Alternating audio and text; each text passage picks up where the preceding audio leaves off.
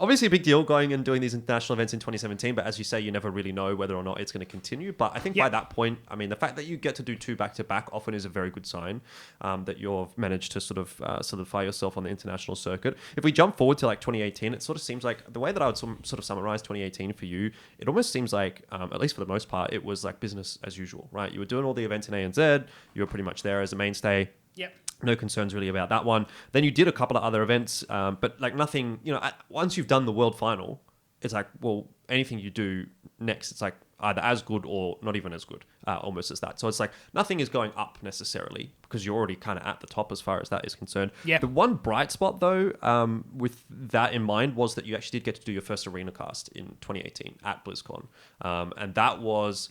Again, like when we were talking about the jump from doing a bedroom cast to a studio cast, I find for me there's like 3 tiers of casting. There's the bedroom, there's the studio, and then the next jump is obviously doing your first arena cast. So was that a big moment for you as well? Because I remember doing my first arena cast and I was like, holy shit, like this is crazy. Like when I say a word or say something and the crowd is like making noise as well, it's like it adds a kind of a different dynamic. It was jarring, to say the least. I mean, it was just like Panic Attack Central, because you're realizing that as you're talking, these boom speakers, these massive auditorium speakers are carrying everything you're saying, so you can literally hear yourself, in such a weird distortion. And yeah, like as you say, the sort of adrenaline rush of when a big play happens and you're calling the shots and the whole crowd roars, when you just hear that gravitas of many thousands of people going at it, you're thinking, whoa, this is just pretty cool. It's like a conductor of a choir, right? So it was quite intimidating. I would love to watch back. I think I watched it back a few years ago and I thought, oh, it's not my best work. But you're always going to be hypercritical. In theory, it shouldn't be, right? Right? You're always going to be hypercritical, but I thought that's kind of awesome that you were able to do that at that time. I remember that year. That year was interesting for me because at the end of 2017, the hype train continued. Right? The BlizzCon has just happened. Then Blizzard themselves are hitting me up and saying, we'd like to actually move you out to LA to be, the new cast of the American League. You're thinking, holy shit, this year cannot get any better, right? You've had your first international into the biggest event that there is in their calendar year. Into now, I'm saying, come move out to LA. We want you to be a mainstay in sort of in our region, and that was a frustrating time because they'd reached out to me, and this is, I want to say, October, November. So obviously things are starting to swell into Christmas period time, so things slow down. With America, obviously you need visas and all the paperwork around that. Nothing's being said. And you're thinking, well, it's coming to January now. February's around the corner. Like the new season's going to start up any time now, and you're still radio silence. And then they came out to me and said, oh, sorry, it's been Christmas time, yada, yada, yada. Government process, it's all been held up. We couldn't actually secure your visa in time. We're unfortunately going to have to subtract this offer from you. So somebody else who was actually based in America ended up getting that gig. And I was like devastated because you're thinking, man, I was like this close. And like they'd offered me some absurd wage. And it was going to like 80K USD or something, which at that time... That's insane. I mean, even at this time, that's insane for esports. Right, that's crazy for what it would have been. Maybe not over there, but for here, definitely. Absolutely. And I mean, sure, like the living wage and all the rest of it are way higher, yada, yada, but like for me being frugal, all I would have done... number, man. I would have just been playing games in my bedroom, don't know anybody, but I just get to talk about Heroes of the Storm. So I was like, I will take this offer without a care in the world. That's the dream job. That was the gig. So for that to fall on through, you're absolutely devo. And then, somebody from Blizzard was like, look, we can instead just put you on 2 internationals for this year, which is what you've put out. So there was that sort of that light at the end of the tunnel of like, the dream's not completely over. But it felt so humbling and so good to know that like somebody had seen that in you in the first place to offer you the Holy Grail, which is what I guess we're all after down here. Yeah. And I mean, before we get into what ends up actually happening at the end of 2018, there was one interesting tidbit that I sort of picked up on. In February, you tweeted, I want to try some CSGO casting. What's the best way to get involved with the amateur scene? So what happened to that? What's the alternate reality where Skimmy ends up being a CSGO caster, right?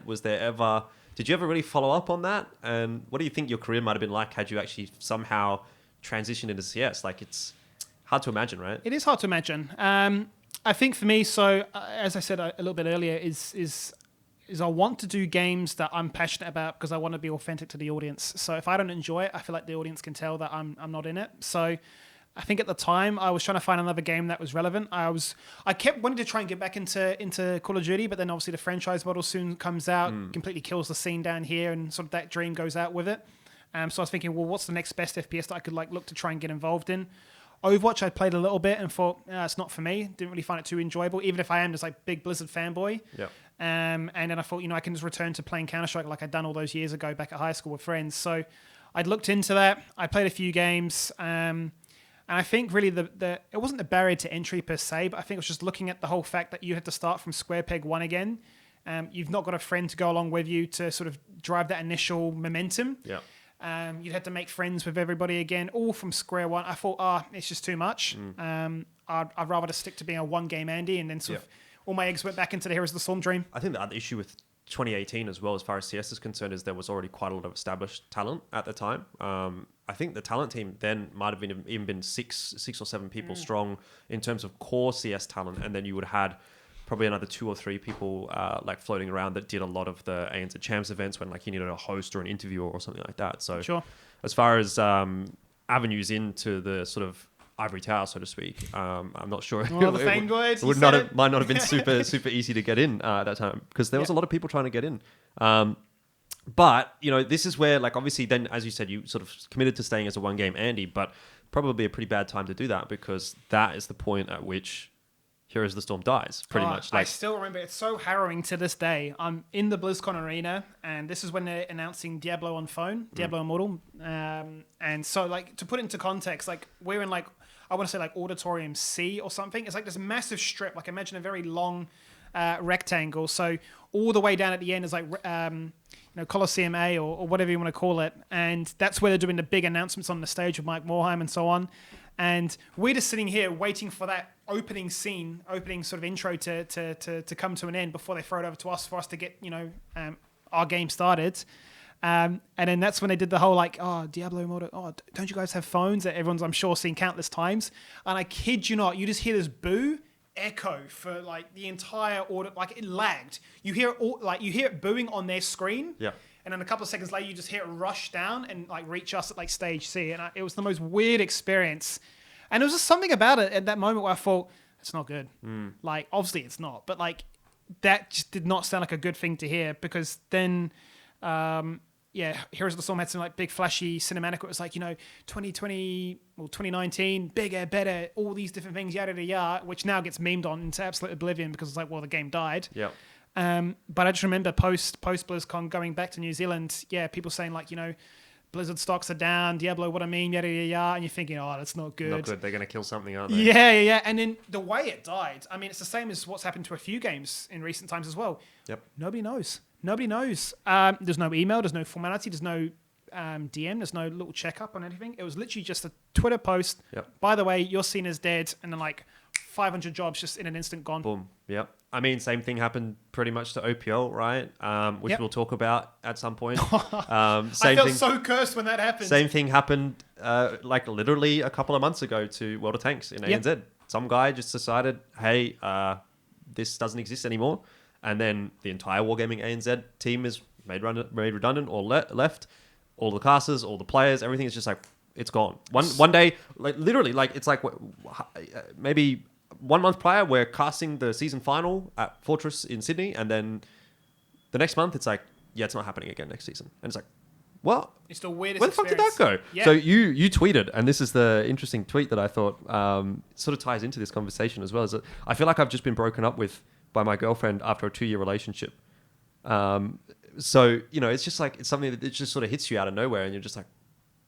Which is funny because I didn't even have a girlfriend at the time, so I'm just absolutely spewing nonsense. But like, I just imagine, like, it just felt so gut wrenching that this had been pulled from you, where you had been on this steady trajectory of like, I'm not even keen to do it in the first place. Into actually, it's kind of fun. Into I can actually get quite good at this. Into hang on a minute, I've actually made it to these big events. To I might even be potentially moving to LA. I could have actually moved countries, and imagine if I'd moved to LA, then they'd pull the plug, and I'm thinking, well, I'm stuck. Your work visa would have been gone. I'm just stuck here. What am I doing here, right? So. It was the weirdest experience, and I was just so devo about it. I mean, I was like, well, I guess that's casting done for me then, right? And sort of from that point onwards, I went into like a 9-to-5 Andy kind of lifestyle. So that I mean, I kind of wanted to get into that because I wanted to know like what was actually the first response? What was the first thought that you had? Was it just like, okay, I'm done with esports, and now it's time to kind of move on. This is the clean break that sends you on the trajectory into leaving esports forever? Well, I mean, it was definitely almost like what you said with the Counter-Strike point, where you revisit that topic and go quickly at a glance, okay, what games can we do? Like, what's out there in Australia that I could look at trying to, put my name towards? And here's my CV, here's what I'm good at. Like, is there a spot? And then I'm sure they'll be like, yeah, sure, but you need to work your way up, blah, blah, blah. Yeah. And I think it just looked all a bit too exhausting. I felt like, it's a chapter in my life that I can be quite happy of. I've done it, yada, yada, yada. It is what it is. So I think definitely went into like a bit of a sad emo moment, or it could have been, yada yada, and sort of moped around for a little bit of time. But then I think just sort of picked up the pieces and thought, it's life's got to move on, right? So 9 to 5 time it is, right? And I basically stumbled into an IT support gig back in Christchurch where I was living at the time, and I worked there for, I want to say, 6 to 7 months before I just randomly one day just get this email from Riot at the time, like, hey, we saw you, doing some Heroes of the Storm stuff, and we'd love to approach you with this offer to do OPL for 2020. It would require you to move out to Sydney for this. It's like a full-time thing. And I'm thinking, hang on a minute, like, not being a religious person myself, it felt like there was like an angel out there, just like some random divine intervention to just like come on down and say like, hey, here's another opportunity. Well, what was the time that kind of happened? Because like, I was looking at 2018 and I was looking at your Twitter, and like very quickly after Heroes of the Storm sort of dies, I noticed you start like tweeting about League. Even I think it was almost before you had started working League. So was there ever a little bit of you that was like, this is the natural transition, I want to maybe try to push for this? Or did it sort of just happen? Because I feel like 2019 was the year where like this was like the down period for you as a caster. You did a little bit of stuff, and you even did like, I think 1 or 2 casts or something like that. You said you got an OCS offer which you had to decline. Was that what you're talking about right now? Yeah, so that year was a weird one, because I think I did like a random Apex Legends cast, just like a one-off thing, which was strange. I knew nothing about it. It was just basically like, yeah, he gets in with the gun and puts on the attachment and gets that done. Like absolutely fumbled the bag on that one. But yeah, I've been reached out to about doing OCS, and it was like, hey, we can get you over for this, but it would require you, paying your own tickets on a weekly basis from New Zealand to Sydney, thinking by the time I've taken into account the day rate, like I'm out of pocket like $1,000 each week or something crazy, right? It's just not possible. And like, I felt like at that point in my time, it's like, I don't need to pay this much for exposure. Not like an ego that you have about yourself, right? But it's almost like I'm not prepared to go through all that to start at square one again and be out of pocket this much money when I'm already so poor, because I need to get a job. So I was fortunate enough to be brought over for like a one-off casting week in 2019 for OPL, and had no idea what I was talking about. But I think that was almost them pre-qualifying me. Like they'd obviously seen me do the Heroes of the Storm stuff. They must have been in the market looking for new talent to utilize for the year going forward. Okay, he might not know much about this game, but does he fit the right profile? Does he have the energy? Does he have the characteristics? Yada, yada. I'm assuming that's what it would have been, because I went into that, had no idea what I was talking about.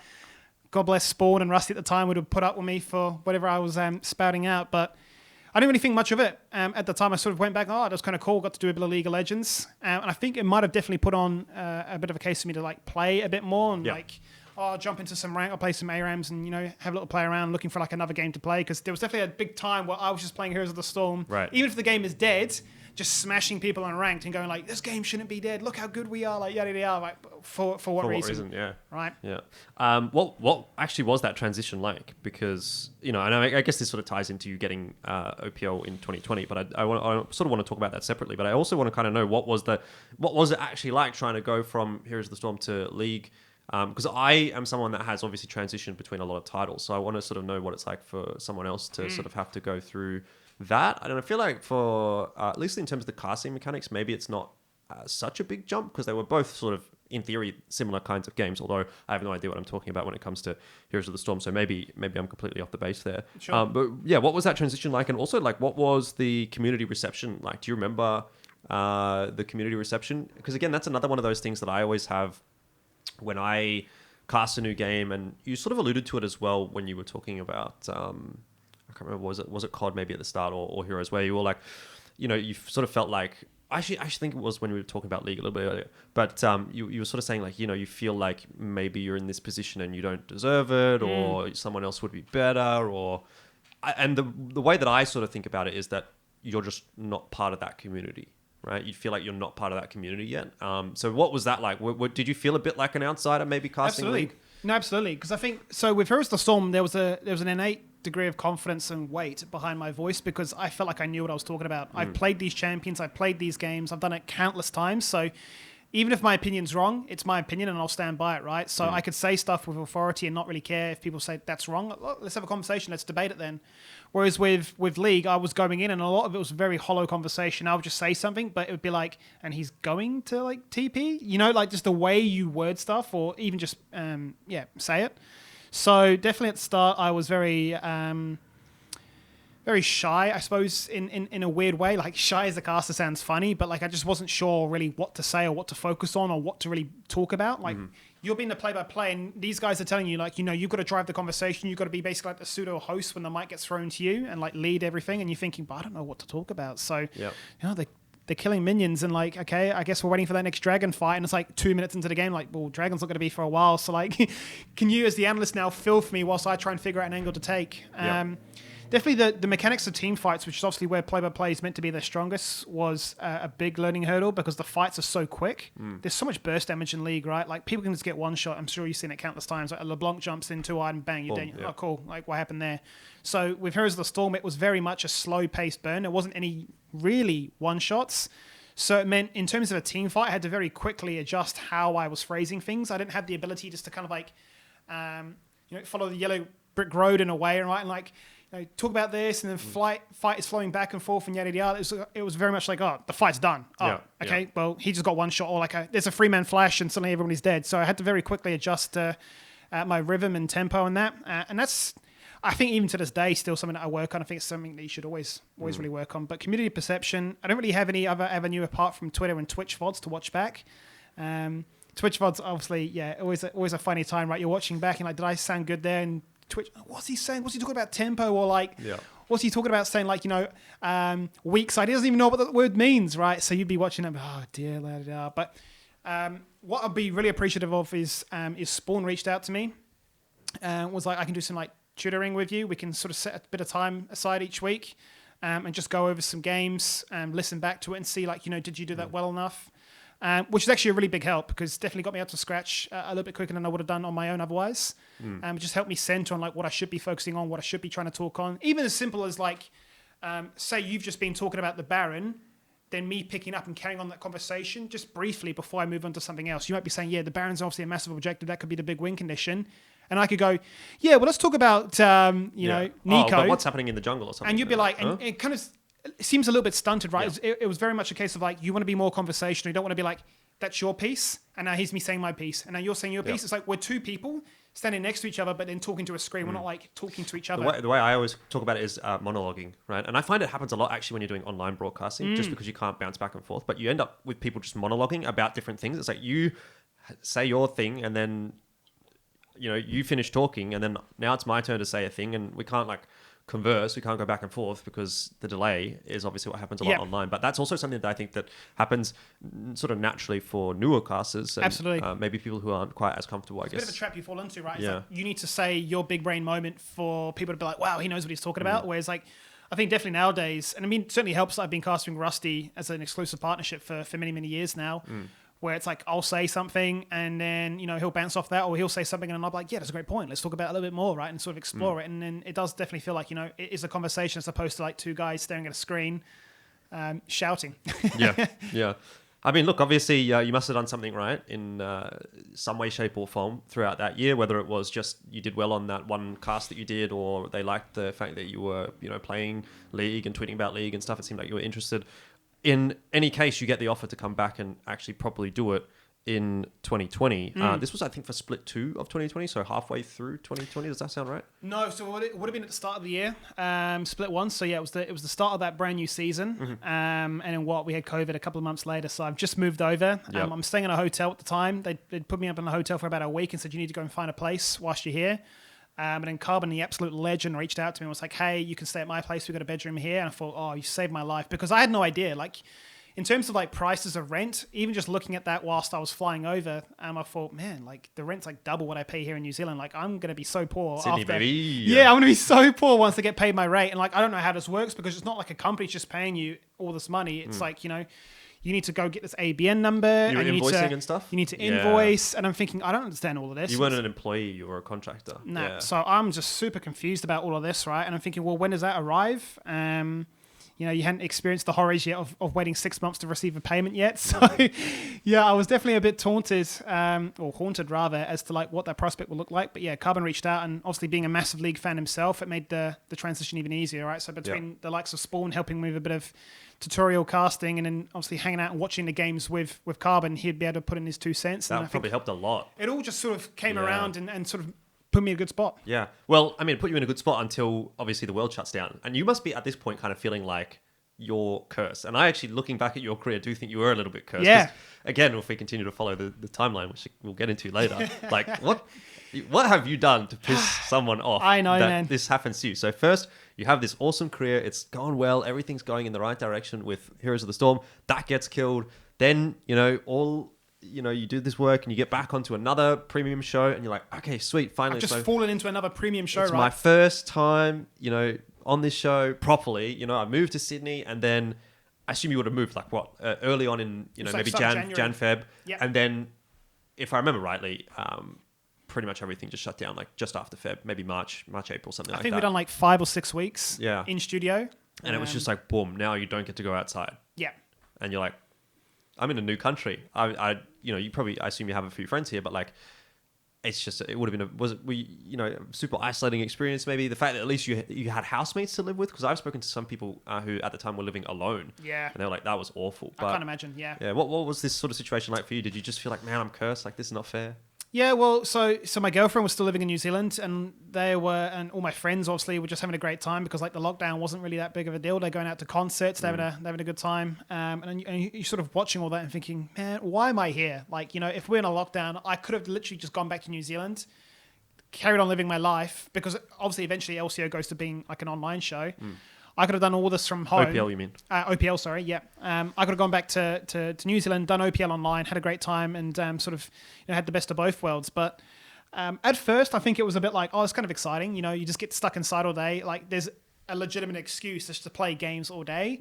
But it reaches that point where, and I'm sure we've all experienced it as gamers, where you don't even get excited to turn the computer on anymore. Like, you power it on, and you just look at your desktop, and you've got all those icons, right? Come ready to come play me. And you're just like, I kind of don't want to today. Like, I'd actually much rather kick a ball or do something, like anything. You're just craving some difference, some change up in the schedule, because it really was just wake up, game, sleep, wake up, game, sleep. And that's just going on for months on end. Which does sound like the dream. It's fun until it's not. I'm actually so sick. It was almost like, when you'd be at high school when like summer holidays would come to an end and you're kind of looking forward to going back to hang out with your friends again in class. Yeah.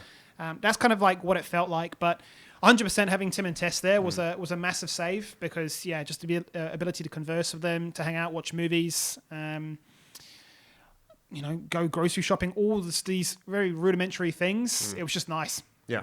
And then obviously the transition from casting in the studio back to casting online. I didn't really necessarily want to ask so much about that, because I feel like that's just like kind of same old at that point. You've done your fair share of bedroom casting and stuff like that, but I just want to know about like almost sort of refining yourself as a League of Legends caster, because obviously you've transitioned from Heroes, you had quite a bit of experience there. Did you feel like you really had to change do you feel like you have a style in League of Legends that you had to change? And who were kind of the people that sort of helped you? I mean, you obviously mentioned Spawn. Was he like kind of the driving force behind your, I'd say, development as a League of Legends caster is kind of where I want to go with this one. Like, was this kind of a bit of a formative time in terms of developing you as a caster, or was it quite hard with doing all that online? For sure. I don't know who it was. It might have been Spawn, but somebody was like mentioning like, we don't, it's very much frowned upon if you swear or have a bit of a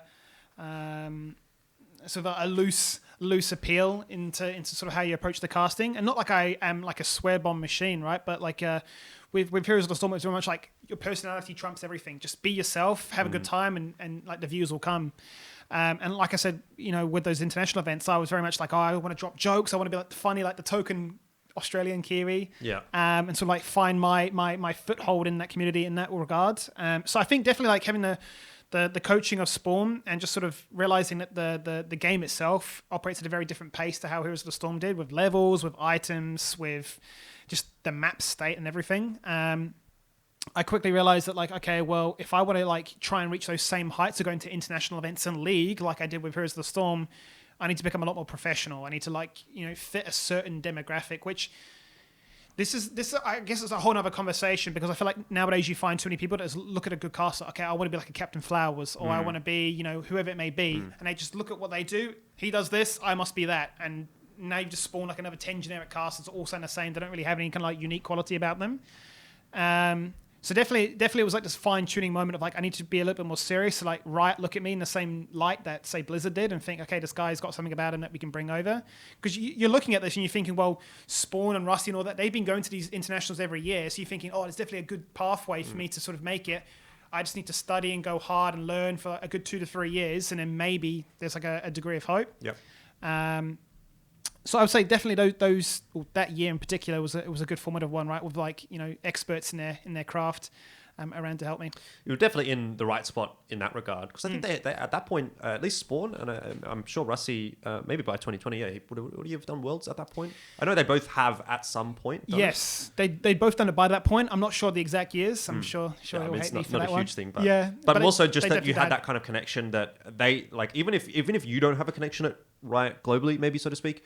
Like you knew them and they might have known someone, and like in some way, shape, or form, there's eyes on that product, right? Correct, so exactly. they can see you at least. So that's what you're thinking at the time. You're thinking, actually, this is my opportunity to kind of go back to where I was in Heroes of the Storm. Absolutely.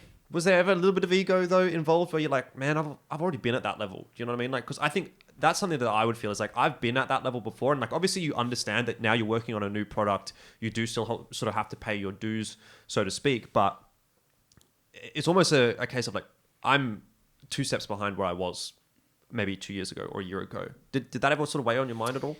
Yes and no. I'd say yes in the fact that you know that you're good enough to make it to that stage, because you've proved it on 2 years on 2 separate occasions. But no in the fact that it's a brand new game, a storied history that dates so far beyond me, right? Like 10 years before of these people doing everything. So you're thinking, if I come in here and act like a primadonna and say I deserve to be here, I'm gone tomorrow, sort of thing. For sure. So I definitely told myself that in 3 years' time, I want to be at a spot where I feel like I'm good enough, that I deserve that, I've earned enough respect from the community, that internationally people have said, oh, this guy's not too bad as well.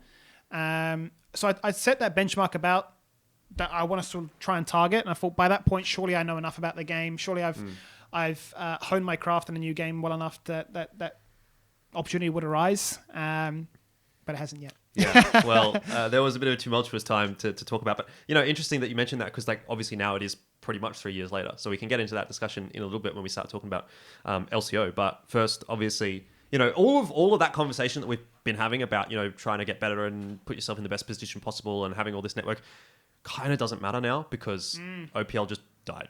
So that whole pathway that you're sort of feeling like you're developing in is completely gone. It's just completely uprooted.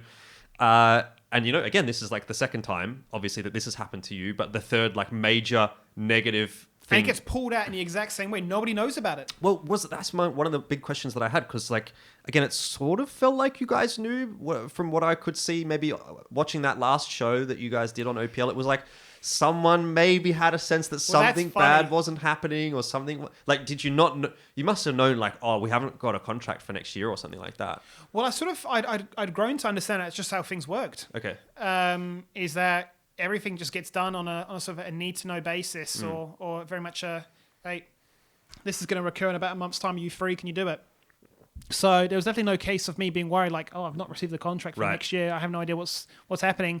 I just know that Nick Boyd, being the character he was, like, hilarious, man. It was really a great treat working alongside him. But when he made that clip that now obviously is so infamous for what it is, so, that's not what I've heard. Like, I don't think it's going to be around. And Spawn, everyone's like, oh, what? Like, what do you mean? So when that happened, and then obviously the events afterwards actually occurred, you're thinking he knew too much. But then I think it was just, comedic timing. It was just one of those things where you wanted to play the Joker, and it just sort of didn't age too well. Yeah. I mean, look, I know it's almost the same question that I asked you about when Heroes of the Storm dies, but like, what are you sort of thinking in that moment? Because, I mean, when Heroes of the Storm died, I remember this had like some ripple effects on the rest of esports. Like, everyone sort of knew, and everyone was like, oh, that sucks. I feel really bad for the people working. And I would say it was like a decently large deal, but it didn't really feel like many people cared too much outside of Heroes of the Storm. People were a little bit more empathetic just because they knew the people who worked on that product. But when OPL died, everyone was like, holy shit. Like, this is it's coming for anybody. This is like the biggest news that happened in Oceanic esports in like the history of Oceanic Esports. OPL, when it was announced, was the biggest news. Like the Riot Oceania office is like huge for Oceanic Esports. Yeah. And then this is now the end of that. So it's like the whole of Australian and New Zealand and Oceanic Esports kind of was dialed into Taking what it was back, happening here. So, you're at the center of this like shitstorm. What's going through your mind at that point? Well, I was just thinking, man, like it's happened again. Is it me? Like you're starting to really question yourself. Like obviously, it's almost like that toxic kid that blames himself for like their parents getting divorced, right? Like it must be me. I must have done something wrong. But I just felt, as you say, very, very much cursed. Like, how's this happen again in such a short span of time? Like, this was the most rock solid product that's been in Oceanic sports. So how it's just fallen to the wayside. And I think in a way it was like, man, like I'm now in Australia stuck. Like, what am I doing here? Like, it's lockdown and all the rest of it. Now you don't have a job. Now I don't have a job. Now I have no idea what I want to do. And yeah, so like it made me realize that like, wow, I could have been in Los Angeles, just got back to New Zealand, got this offer, come to Sydney, and then been in the exact same situation again. I could have been like, stuck twice. So grateful in that way that it didn't materialize in that fashion. But at the same time, just like, pretty pissed off, honestly, the fact that like, how's this happened?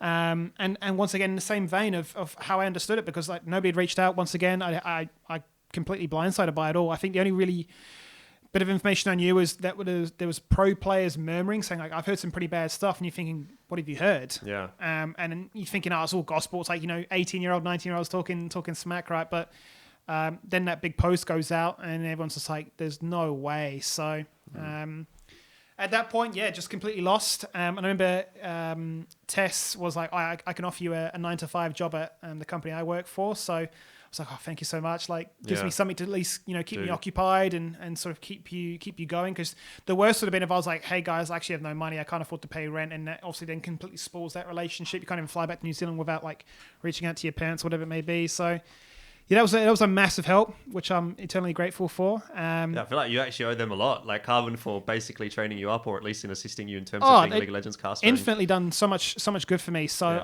I'm forever grateful for them, which makes it even more awesome that Carbon's an active member of the LCO, right? Because I get to still work with him to this day. So it's almost like not that I can repay you, but like I can. It is almost in a way, if I'm here on this show, I can at least show some appreciation or show some effort to like make your job easier as well. Yeah, but I think it's like all of the effort that you put into me was kind of worth it, because you're getting something back out of it by having you on the show at that point. Yeah, I mean, here's a tweet from 2020 in October. You said, I just want to cast a major region. Caster curse is evolving. RIP HGC 2018. Is that RIP still OPL my pinned tweet? It might be. I don't know. But I think it is. I think I made that so upset. So, I mean, all I'm thinking looking at that is like, man, it's actually about time something else dies. It's been 2018, 2020. 100%. We're around to 2023. So I'll tell you what, every single year next, LCO, I've been like, is it going to die? Is it going to die? I have no idea. Yeah, but obviously, you're not in a great headspace at that point in time when OPL goes down. But one other thing I noticed about combing your Twitter was that you started instantly kind of tweeting a little about COD. You were like, booting up COD or something like that. And I'm like, okay, so I've seen this before, Yeah. And was this, again, a very sort of, was it a conscious thing? Was it just like, all right, well, let's see what's out there. Let's see if I can get back into COD. Absolutely. It was definitely a case of, well, if the game's dead again, then let's try and return to roots or a different avenue that potentially is more stable, I suppose is the word you're looking for. So I was looking at COD, and I remember it just being like, it's all franchised overseas now. It's going to be very hard to get into. And you're thinking, that's a shame, because I was still actively buying all the CODs at the time. I was playing it as a hobby, still enjoying it for what it was worth. So there was definitely that case of like, well, I could try and get myself studied up on that like I did with League, and sort of be good enough to really do that. But once again, it just felt like one of those cases where you're tweeting into the void and you're just trying to get something off your chest, and you're thinking, well, if an offer approaches itself, then fantastic. If it doesn't, then whatever. Yeah, I mean, it was an interesting choice of game, actually, I think, because I don't really know if there's any COD happening at the moment these days. No idea, right? Was there even any COD back then? Like, I feel like COD it had a bit of a boom. It had a really big period around like 2016, maybe to 2018 in ANZ. And ever since then, I feel like it's just not doesn't exist. I think I was just still holding on to hope for like when they had what was it? It was like CGI, CGM, CGA, like all the sort of amateur masters or invitation or whatever those leagues were. Thinking, oh, surely I can get myself into one of those. And so like this is how it all began. This is how it could all carry on. Yeah, unfortunately, didn't. Well, I mean, maybe not. Unfortunately, like obviously it didn't happen. I don't know whether that's unfortunate or not. But because what was fortunate, obviously for you, was that LCO sort of popped up pretty quickly after OPL died. Like there was, I remember fairly quickly some rumblings about maybe ESL taking on whatever League of Legends product was going to happen next year, and it was kind of not so much that people were like, oh, they are going to take it. It was more that it seemed like there was a sentiment that there was going to at least be some kind of League of Legends prospect happening in 2021, whether that was through ESL and Guinevere, who obviously ended up going to, or if it was to somewhere else. But what did you kind of, or at what point did that sort of come onto your radar? Like, did you kind of hear about LCO maybe beforehand? I'm assuming you obviously knew prior to it popping off and popping up because you would have been hired for it. But like, what point did that sort of come into your sphere, and did you sort of go, oh, thank God, like I'm kind of saved, did you know it was coming I want to pretty say early on? Yeah, I want to say I got reached out to sign like an NDA. I want to say like the start of that year for 2021. But you're still in Sydney at that point. Yeah. You didn't go back home to No. New Zealand. So I was working for this company with Tess, and it was an office job. So you'd travel into the office every so often and split days, because that's really how life was, right? Days in the office, days at home. And I think that was meant to be like a 6-month contract. And then I'd found out that the NDA had been signed. Found out some dates to look forward to. And then I'm thinking, okay, well, I can then try and line all this up with like me leaving that job and then, going back into the esports world. And there was a part, I remember my parents, because obviously I have a great relationship with my mum, and talking a whole bunch with them as to sort of really where things were ending up. They're thinking, Andre, I just think it's time to give up. Like I think you've ridden the roller coaster. You've had the excitement. Obviously, you've had the lows as well. But I think you need some stability. Just stick to this job that you're on right now. It's paying really well, and then you can work towards like the next chapter in your life. And I think it's always been something that me and the missus always come to heads on, because I've always said that like I would much rather do something that I enjoy if it means I get paid less, which is interesting, I guess, because a lot of people would definitely say, well, if I can get infinite money, then I'm going to take that every single day of the week, even if it is the worst job imaginable. But there's something a part of me, my sort of DNA, that's like I need purpose. I need something to be excited to get out of bed for, and that's what casting provides to me. Even if it does make me nervous, even if it does, make tax time and invoicing time an absolute nightmare. You just enjoy it so much. Like I'm prepared to jump back into the belly of the beast to have another stab at it. I think I resonate with that, because I have sort of the same mentality, and I've spoken to Sarah, my partner, about the same thing. It's sort of like, well, what is the end goal of earning money? Okay, if I earn money, I can then go and do things to enjoy my life. Why don't I just enjoy my life while I'm earning money? That's the kind of thing. It's like, yeah, maybe I'm earning less money, but like I feel like I actually need. And I think you would probably say the same. It's like I don't need to spend money. To do things that I enjoy. Like I don't feel the need to, I don't know, spend a lot of money to go to see sports, for example, or go overseas, or go out and party or anything like that. Whatever your vice may be in terms of your money spent, because I get those like dopamine hits and those positive feelings from doing what I do as a job. So when I'm not doing that, I'm just like, I'm happy to stay at home. I'm happy to relax. Fuck all, Absolutely. And I think like I've said this with Sue as well, that like I don't think I've actually made any money the last 3 years I've been living in Sydney. I think I've just broken even. So all the money goes out for rent and for food and all that. Then suddenly, you get the big invoice where all the money comes in, and suddenly, we're back to square one again, right? And it just goes out, goes in, goes out like a tide. So I don't think I've actually made any money since I've been living in Sydney, but like my expenses are so low. As you say, like I play my games, I do my casting, and then I relax, we hang out, and that's enough for me, which it's not much, but it's an honest life. It's a happy one that suits me. And I don't really need, the sort of the attractions of, partying, clubbing, and all the rest of it anymore. I'm sort of far beyond that. So when you were having these conversations about this with your parents, I mean, did you talk to your partner as well at the time? She wasn't in Sydney yet, I don't think. When did Sue move? Because you said you were still working with Tess at that time. She came over. She came over when LCO began, because there was 1 year left of her university studies to complete before she could come over. So that was the whole arrangement. It was like, we'll do long distance for a year. and then once you've got your graduation complete, then come over to Sydney. So you had that conversation. Was it a bit like, was it the same thing with your parents? Was it kind of like, or... Oh, definitely. I mean, Sue was very much like, put up with it. Like this job is clearly paying you a very handsome wage for what it is. You'll be silly to like put this to the side. And I said, but it's just too stressful. I'm not enjoying it. It's not what I, want to do or whatever. It's not what I want to do. And like, sure, it can lead to X, Y, Z. But there's still this like 10% like little flame in the corner that's wanting to be reignited and saying like, you still got business to finish. You've still got a job to get done. People don't really, I think, understand the sacrifices sometimes that you have to make to work in esports. I mean, was there a world where you could have worked both? Like, I think LCO is 2-3 days a week at that point in time. Possibly. I mean, I think that's what's going to be happening this year. Now that we're into the off season, definitely after our holiday in a few weeks' time, it's going to be coming back and finding a part-time gig or even just contract work and saying, I think, for this coming year, assuming there is LCO, I would do that alongside it. So sure. I do have a more sustained income. Yeah.